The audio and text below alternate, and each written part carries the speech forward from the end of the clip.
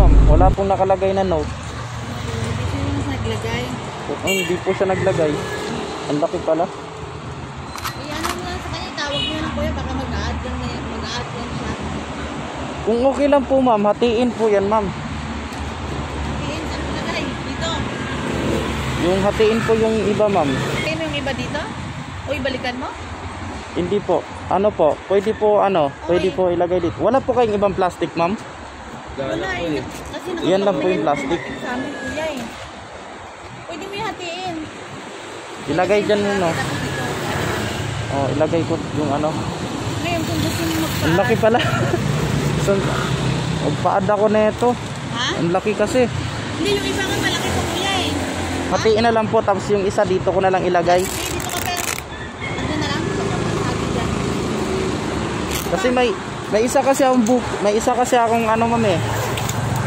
May isa pa kasi akong booking ma'am eh. Ay isa pa akong ano eh.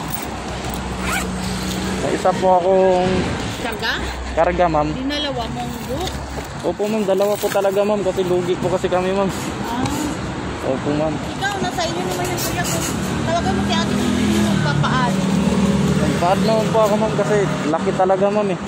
Ginusto mo yan eh. Kahit kalahati siya tapos ilagay ko na lang dito sa harap.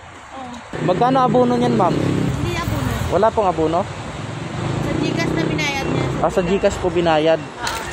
Laki guys. Huwag kayo iiyak. Punong-puno eh. Kasya na yun dito. Hindi naman po basta-basta mapupunit yan, no? Okay na yun guys.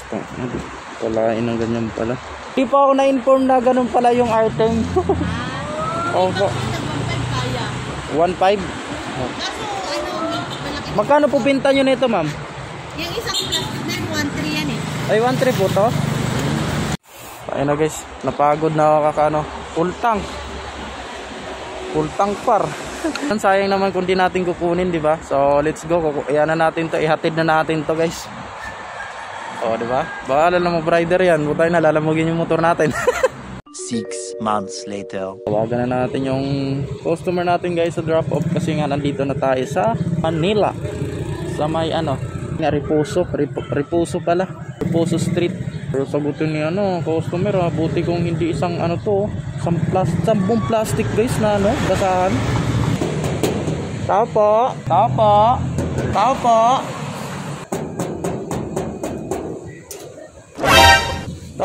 Kay po, teka yung basahan po. Kay Sherilyn Palma po. Sherilyn Palma. Ay, hindi po ako dito. Ay, hindi po dyan. Ay, Sherilyn Palma. Mali po pala sa po pala yun sa pick up. Sorry po ma'am. Tanga talaga.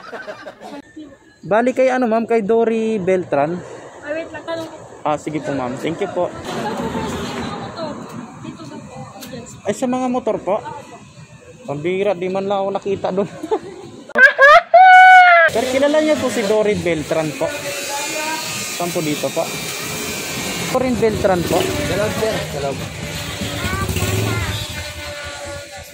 Tapo. Kay Doreen Beltran po. Basahan po ma'am. Akala ko po doon ma'am sa ma'am sa may stainless po na na gate. Diyan po sa kabila kasi nakalagay po dito. Nakalagay po dito ma'am 3174A. Doon po ma'am. 3174A dito. Ay, lahat to 3174A po. Ay. Ito lang po yung Ay, akala ko akala ko dun sa may stainless guys. Mga bobo! Pambihira, pares pala dito ng address 3174A din dito. Dito kasi sa stainless guys, dun pala sa may na motor. Pambihira naman A few moments later. Kung kanina guys, meron dito sa sa harapan, meron din dito sa likod. Ayun Man, daming basahan guys. Nung nakita ko talaga nagulat ako Isang buong plastic Lagpas pa sa isang sako Wala kang awa! So ayun guys. Okay na. Salamat ya. Thank you po. Ayun guys, natin na natin. Yung isa na naman ihatid natin. Dito na tayo guys. Pangalawang booking natin. Tapo. Kay Julan Ramelo po. Lalamog po, ma'am. Magkano? Bali, abono po siya ng 1-2, ma'am. 1-3. 1-2, tapos, bali, ano po lahat siya, ma'am? 1,392.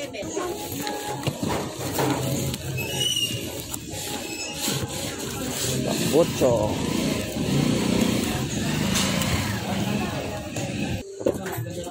Pa-check na lang po, ma'am, kung ano po, ma'am. Para ano po.